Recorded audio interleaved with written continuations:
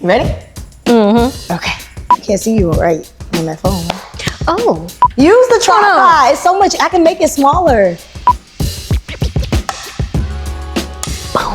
You can use the tripod. Okay, use the tripod. I need to give me one of these. I love it. Jesus, my voice.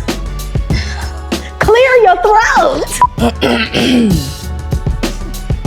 You can take your shoes off. Well, you don't have to do it now, but. Okay.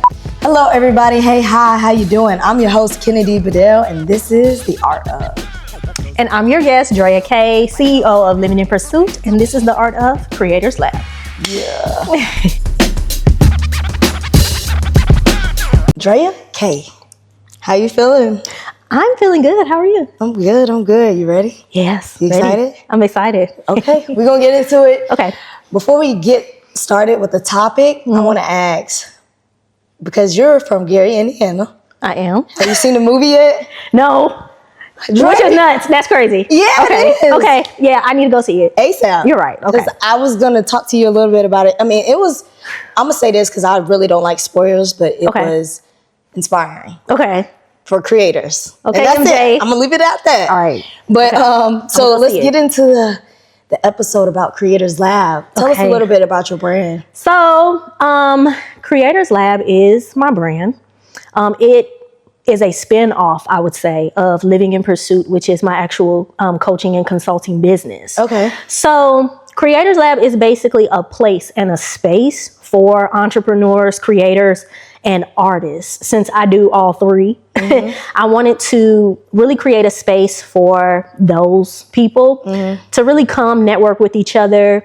It was mainly birthed out of just a need for community. Yeah. So understanding that not just being an artist, not just being an entrepreneur, not just being one thing. I wanted those people who are multifaceted to be able to come and talk about an array of things in one place. So yeah, Creators Lab is my little baby right now. We're growing her. Love her. All of the things. So yeah. I met you at your event, Creators Lab. I went to because I was trying to, network, kind of like what you said, find a space of people who like-minded from an entrepreneur standpoint, from a creative standpoint. Just try to meet new people since I'm out here. That was the first networking event I went to. Really? And I was like, oh, this is good. Like just talking to you, I think the vibe there was good. We had good conversations. Like me and Nala talked about it afterward. We was like, you know what? Because we were skeptical about it at first. We just didn't know what to expect, but we was like, this was good. We were glad we came. So that's giving you your flowers. Shout out to you. So what would you say, how did you say your brand got started? Honestly, I have always struggled with my career path. Okay. I always wanted to do a lot of things, didn't really understand, okay, God, you calling me to do X, Y, and Z. How am I do all of that at one time, you know? And then even when I did find myself inside of corporate spaces and I found a career that I liked, it was like something else got, put into my path. So it was like, all right, I guess I'm an entrepreneur now. I'm gonna just go ahead and be an entrepreneur so I can be able to do all of the things that I feel called to. Right. So Creators Lab is basically an extension and really my first baby of putting myself out there as an entrepreneur. Okay. So this is where people can see me, operating outside of corporate, operating outside of what, they're used to seeing me do. So yeah, it was literally an extension of who I am as an entrepreneur now. Oh, that's nice. Okay. So when did you start Creators Lab? Honestly, this year. Okay. The first one was in February. Okay. Yeah, the first Creators Lab event, the very first one was in February. And honestly, I had been wanting to do a networking event for years. I had been wanting to do events and things like that. And I've done those types of things throughout the years, but I didn't stick to it. But Creators Lab literally started February 22nd, 2026. Oh, wow. So, yeah. Okay, so it wasn't too far off. No. Because I think I went in March, I think. It had to be March. Or was it April? Is it? I don't know. Tell me. April. Yeah, it was April. Last month. Was it? Mm-hmm. Yeah, last month. February, March, because I skipped March and then April, yeah. I know it was the 12th. Okay, so April 12th. April 12th, yep. Okay. Yeah, I had a good time. It was a good event, just like, because I always, me and Nyla kind of we're talking about networking and stuff, and she was just telling me like the benefits of it and stuff. And I was telling her, like, I've never been to a networking event because there was a point in time I really just didn't care. I didn't need to network, but since starting this, I needed to. And I was just scared it was going to be a whole bunch of conversations, like pointless conversations, a whole bunch of like small talk. And I did not feel like faking the funk. I didn't, and I just we came into that space and the conversations kind of just flew like naturally. So it flowed. Yeah, it just flowed. Yeah, that was a good event. So like let me ask, what are your brand's like long-term goals? Okay, so going back to Living in Pursuit started off as my podcast that I started in 2020. Okay. Now, this was right before COVID started. So this was an opportunity for me to just literally talk to people and explain to them, like my experience and my relationship with God and just, like transitioning from, I believe I started my entrepreneurship journey around that time too. Okay. So really just kind of seeing how that works and seeing, who I became in the process of pursuing that. So it started in 2020, but it didn't materialize as a business until like recent, like 2025, last year. So it is a coaching and consulting company, but it's leaning more so into a brand for entrepreneurs. Okay. So those who are actively like living in pursuit, like this is an everyday thing.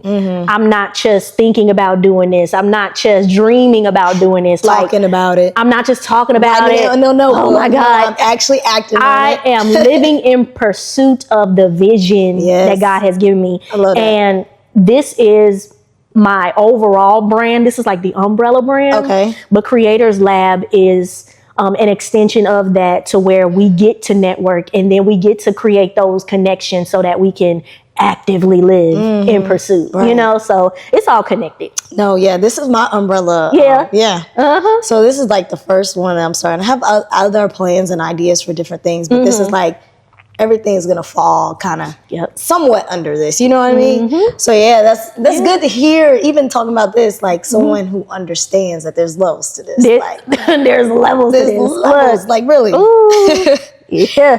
But okay, so I want to talk about like what goes into you planning a networking event or just any event in general. So I'm gonna be honest with you. In high school, I had a graduation party. Okay. And I was supposed to graduate in 2016. Okay. No, 2010. Okay. What am I talking about? 2016. That's when I had my son. But I was supposed to graduate high school with my original class in 2010. Okay. But I did 5 years. It's okay. Don't judge me. So when I did my graduation party in 2011, nobody came. What? Nobody showed up. It was just literally like my boyfriend, my brother, and a few people, and no one came. So that kind of like scarred me forever, like doing events and stuff like that. So I did another event years later, 2019. That one went good, but I didn't see the vision for networking events. I didn't see the vision for my events. I was just throwing stuff out there, just to get a feel of it. But this time around, Creators Lab, it definitely has a vision attached to it. Right. So being able to plan it from a perspective of, okay, what's the long-term goal? Right. This isn't just people in here, networking and talking and this and that. Like, no, I want to create relationships with these people. Yes. That's why you be seeing them emails that I be sending you. Okay. I want to create opportunities for those people, but there is a coaching and consulting element to it as well. So I do offer services for entrepreneurs and creators and things like that. So just taking them outside of the networking event and helping them to execute what we are talking about. To push forward. So that's definitely what goes into planning it, just the overall vision, right? The other stuff, what we gonna eat, what time, what location, like that's the stuff that you can easily put together. But having a vision for what it's gonna look like, even in its beginning stages, that's the stuff that we really have to like dig into first. Okay. So yeah. What are some other, because like networking, the event I went to is more specifically catered to networking. I feel like it was like just a little, just conversation, about where everybody's at and what they're planning to do and stuff. So like, what are some other events that you're trying to do?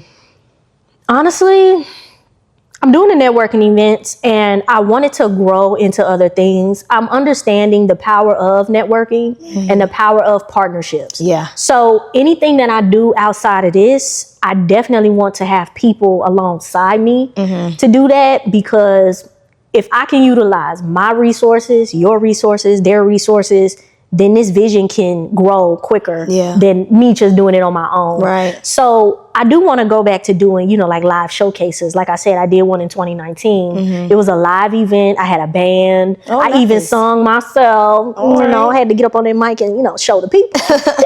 But I just love singers. I love singers. I love people that can actually get on that microphone, hear that music, and just go, without worrying about, what I look like, what I sound like. Like, no, I want you to lose yourself in the music. So definitely doing more events like that on a regular basis, because Baton Rouge does not have that. Yeah. But where I came consistently. But no, let me tell you where I came from. It's way more out here than where I used to live. Really? So like, this is, to me, it's like, oh wow, they doing it. Cause like, even are you going to, what is it called? Hot Art Cold Nights or Cool at Night? You don't know what that is? Put me on. I'm gonna sing you the flyers. Me on. Yes, that's it's all down Government Street. It's different artists, just like I guess showcasing their work and stuff. Okay. This weekend. I've been seeing a lot more creative like events and stuff like that going on. Like for example, I went to, are you familiar with the Sweetheart Sessions? I heard about that. Look, yes. They're gonna be out there this weekend. I went there twice and they have amazing poets and they got food, they're at KOK, wings and things. So just really seeing how people are literally coming together to create. Like they got vendors inside of there, entrepreneurs that are selling their products and everything like that. And then you have that element of creativity where people are actually like singing and they got the live bands and stuff like that. Like that is a dream. Like put me in there with them creatives, please. I need to be there. Okay. We're right here. I promise you, we are right here. You said, I forgot. So you sing, because it's a lot. The ideas are flowing through my head for the showcase that I'm planning this summer. Because I was like, you could be on both sides. You could have a vendor and you could sing. It's a lot. We're gonna have to talk about that more. Yes. But so like, you talked about how people just get up on the stage and they just flow. Like, what is some advice to people who don't necessarily have that confidence? Because you can have the talent and be gifted and still not have that level of confidence. So how would you like help someone, grow that confidence in themselves? This is something I had to grow into. I come from church. Okay. So getting up in front of people, singing in front of church, cool. As a kid, cool. But then I transitioned to where now I'm in the studio. So I don't have an audience watching me create. So those are two different experiences. Those are two different places. So it's like when you're in front of people after like coming from the studio, because you get too comfortable in the studio. It's like that element of confidence kind of gets lost because you're not, you're not in front of people. Like you're now in front of people. You have to think about just the performance itself. You have to think about your notes. You have to think about, the song that you actually want to do. So I would honestly say, just start practicing outside of the studio. Like, even if you're in your car, even if you're around your friends, like, just start practicing. So then when you get in front of people, it's not going to be awkward or it's not going to be, but also as a singer, and this is something I had to learn too, singing comes from a place. Get into it. It's a place down on the inside of your soul. You can't impact people you can't really give an impact with your singing and your music unless you're actually like feeling it. Yeah. You gotta feel it. It gotta come from a place. So being able to tap into that place, wherever that place is, and not even thinking about people that are looking at you, not thinking about your hair, not thinking about any of that. Just tap into that place and lose yourself. Yeah. That's it. Let go. Let go. Let go and let God. Hello. Let them use you. Let them. Because, I mean, everybody has been gifted with certain talents, you know, from God. And it's like, if God's giving you these things, have confidence in him. He didn't give it to you for no reason. You got to learn how to cultivate that gift and make it stand out in front of people. And it's just part of growing. And it's going to be uncomfortable. Yeah. The first time I got up here and recorded, you know how many takes I did? Because it's uncomfortable. It's not going to, like, growth is always going to be uncomfortable. If you plan on growing, if you plan on, like, doing what you're supposed to, it's going to be uncomfortable. And then especially if you're, like, transitioning into, like, this new identity. Yeah. It's like people know you from this. Like, you probably have done X, Y, and Z in the past. Now you're representing yourself as the entrepreneur, as the multifaceted whatever, as the singer. So it's like you have to detach yourself from who you used to be, so you can really fully step in to who you are becoming and who you are right now. Yeah. And that's a transition. And that's a tough transition. that you're supposed to be. Yeah. That's a tough transition. Most people don't want to let that go. Yeah. You better let that go. Because, I mean, it's just hard. It hurts. Like, it's basically like breaking yourself to the point where you're like, I want to say you don't recognize yourself, but it's a whole, I won't even want to say new version of yourself, just a better version. Different. Yeah, different. You're different. Simply. In all areas. Yeah. And that was kind of like my season last year, just constant, I feel like, breaking, not cycles, but like habits that I had. Talk about it. Just breaking every little thing to get to a place where I'm a lot more comfortable, a place where I'm constantly putting in work, but not just work, like work that's effective, productive. You know what I'm saying? Stuff like that. So that's aligned to who you're becoming. Yes. Yeah. Exactly. So you talked about your entrepreneurship. Look. And you talked about your brand, Creators Lab. That's kind of like your creative piece. What is your creative piece, you think? Is it singing? Is it... Honestly, just creating. Okay. I can create an event. I can create a song. Okay. I can create a business plan. Right. I can create, like, just whatever environment I'm in, whatever mind space I'm in.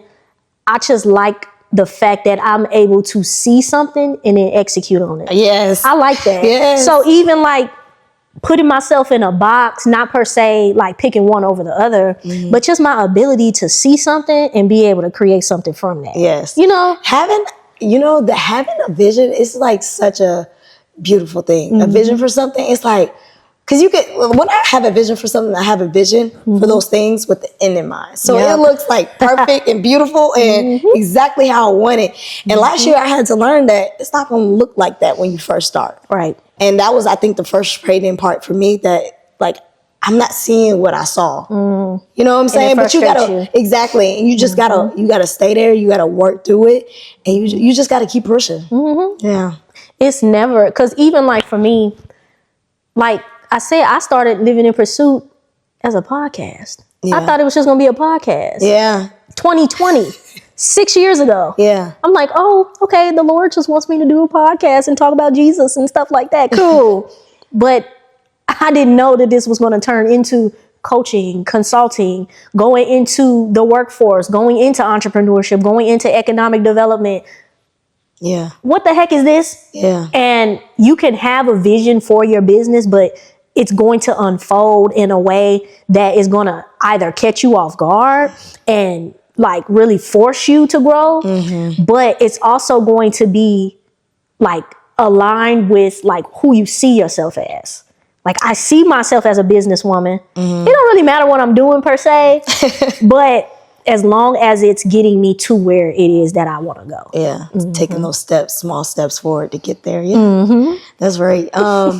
So let's talk about your singing. How did you said you started in church? Okay, yep. So you always been singing? Always. Church choir girl? Always. Jesus. So where are you still doing, like, are you just doing gospel music? Is it like, what type of music are you doing now? It's so funny. My dad is a pastor, but I grew up listening. So anytime I was in the car with my mom, we're listening to Kim Burrell. We listening to Karen Clark Sheard. We're listening to gospel, right? Uh-huh. But when we get in the pastor's car, we listening to jazz and R&B. I don't know what's going on here. What is he doing? But I had that mixture of things, but I always gravitated towards R&B. Okay. It was just something about Sade, something about Anita Baker, something about Luther Vandross. I don't know. It was something about the way they were able to convey a message. I love Anita Baker's writing. She writes her own songs. It's about the message within that whole construct of R&B, like that sound. Yeah. And I always gravitated towards that. So I started off writing poems.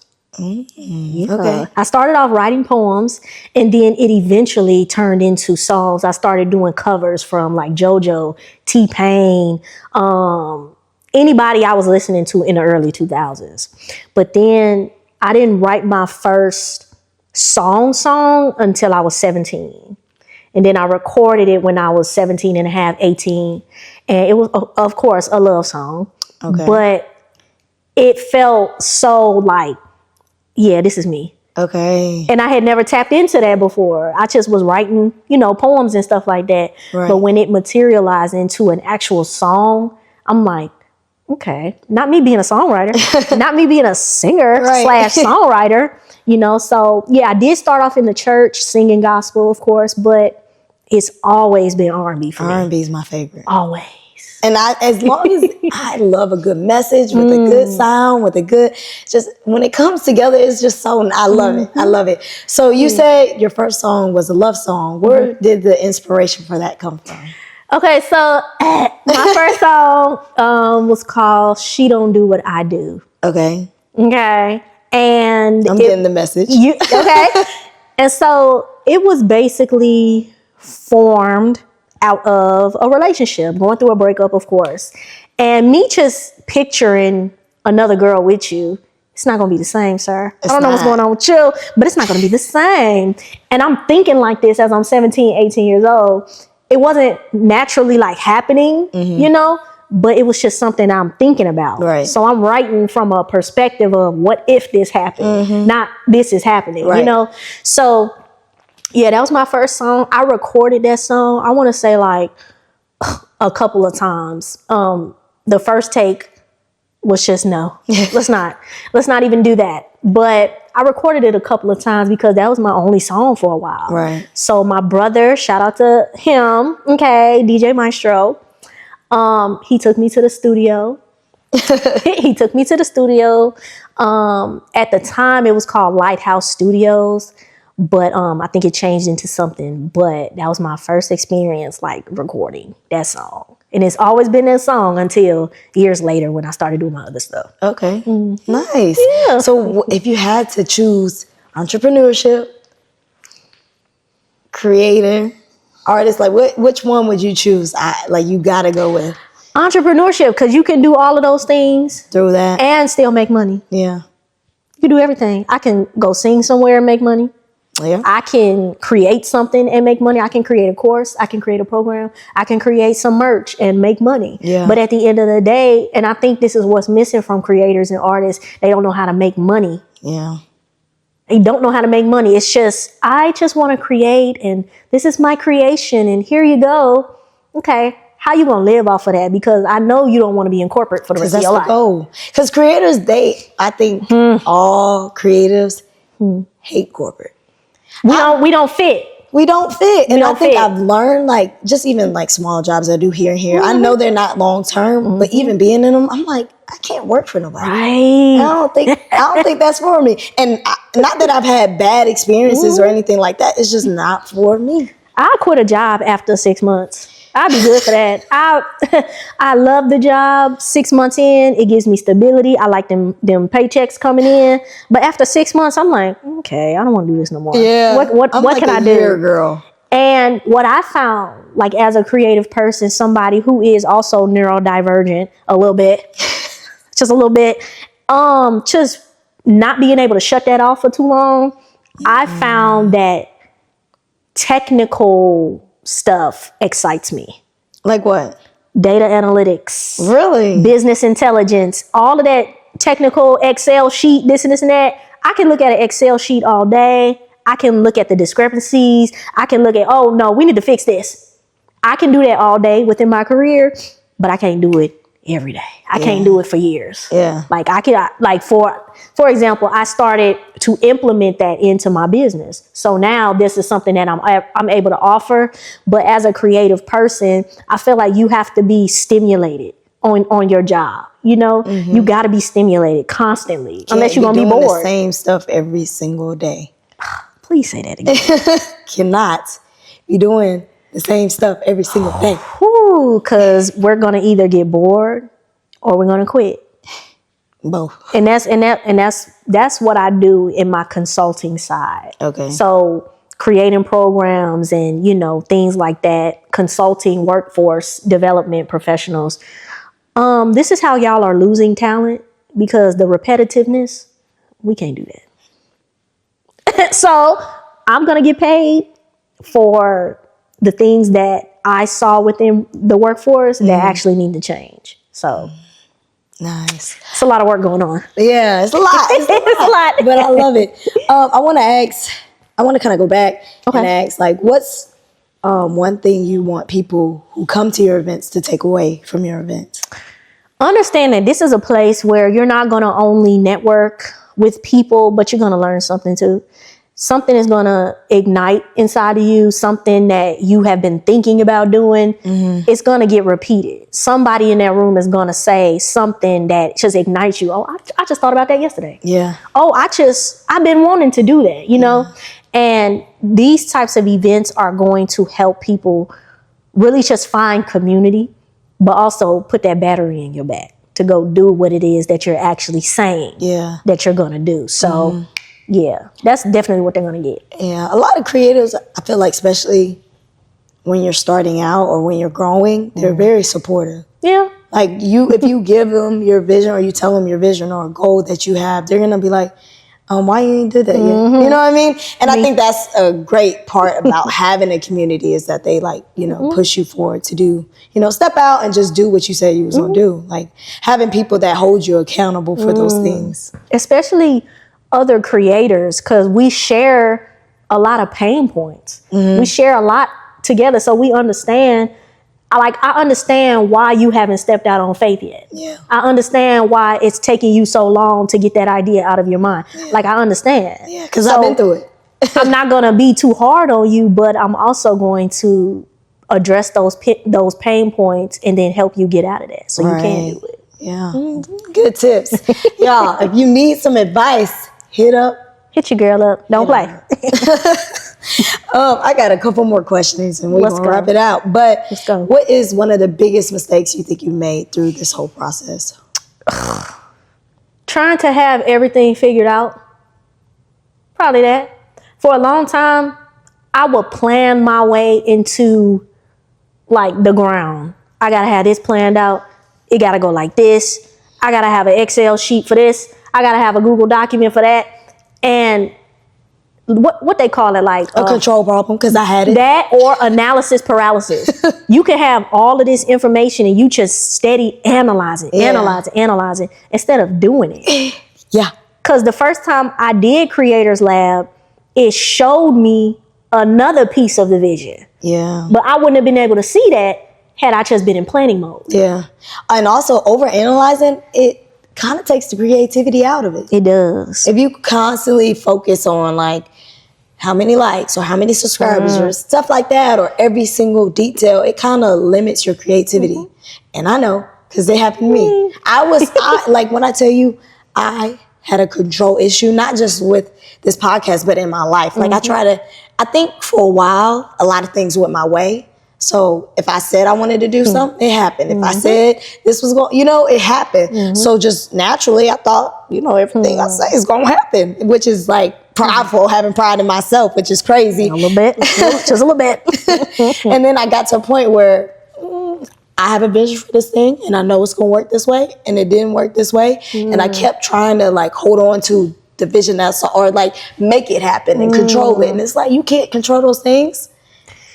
And understand that God is the one that gave you that vision. Yeah, 100%. So it's going to unfold the way he wants it to. You came up with it. So while you over there making all them Excel sheets and them Google documents trying to chat GPT your way into making it unfold, it's going to unfold exactly the way he designed it. At the exact time. And I think that was a big thing for me, because timing, I was like, I gave myself 3 months. I said, after 3 months, baby, I'm going to be monetized. I'm going to live this life that I always wanted to live. Lord. And when it didn't happen, I was like, hold on now, God, hold on. This ain't what you said. What we doing? You know what I'm saying? I had this vision. Why it ain't happened? And I was just so distraught, because 3 months, then 6 months. And I think we we almost at a year. And it's like, God, where you at? Yeah. But I mean, now, you know, growing, like I said, you're going to go through a process of growth through this, growing and understand that, like, I probably wasn't ready at that time. Hello. And God had to show me, you're not in control of everything. You're not in control of most things. You know what I mean? And just him showing me I wasn't in control and it not going the exact way I wanted to, it pushed me to lean on him more, pushed me to trust him more, and just like really, you know, dive into my relationship with him. You know the scripture in Isaiah, his ways are not our ways. Yeah. His thoughts are not our thoughts. So why you over here trying to figure everything out and try to figure out the timing of things? Yeah. And there's another scripture that says something like, there's a time for everything under the sun. Yeah. And I'm come on, Ecclesiastes. Come on. Girl, I just know. See, and I'm not like, I don't know where it's at, but I know it's in there. Look. I know it's like something like that. Hello? I might not know word for word, but I know a little bit. Look, you know what I'm saying? Look, she's a studier. Yeah. Okay. I had to become a studier because like, when I say I was like so frustrated. Girl, you sound like me. I did not, when I tell you last year, I didn't have a job last year. So me neither. From the time I wake up to the time I go to sleep, I'm working on this. You know how unhealthy that is? Yeah. I did not go out last year from June. Like I rarely ever went out. I went to one football game. And I think that you put your life on pause. I put my life was the art of. Yep.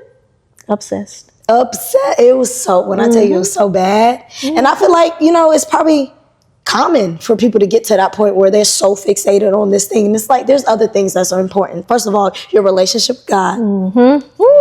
And then everything else falls under that. And where I was at in my life, it should have been God one.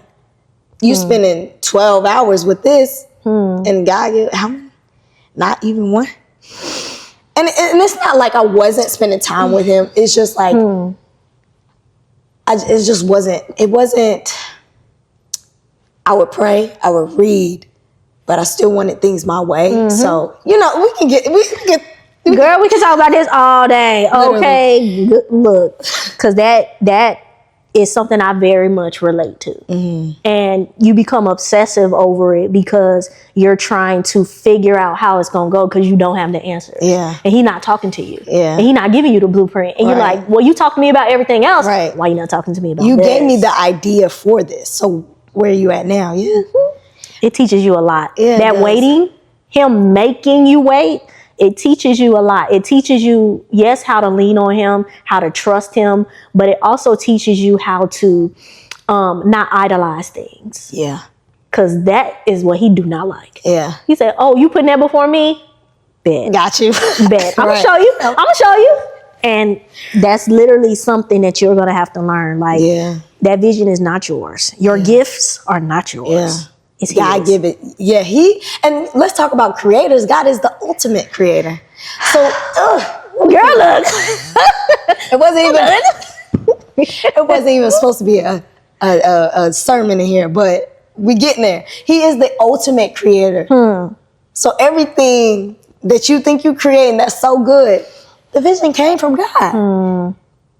It came from God. And we minimizing it. Exactly. And that's like, I'm having a child and I give her something. It's not hers. It's not. It's not hers. But again, like you said, like pride. Yeah. Like you saying, oh, well, all of these things in my life have gone my way. So this should go my way too. But you forgetting this is something that God gave me. This ain't about to go my way at all. Yeah. Now he'll give you favor. Yeah. When you are in alignment, like this is aligned. Yeah. You was at my event.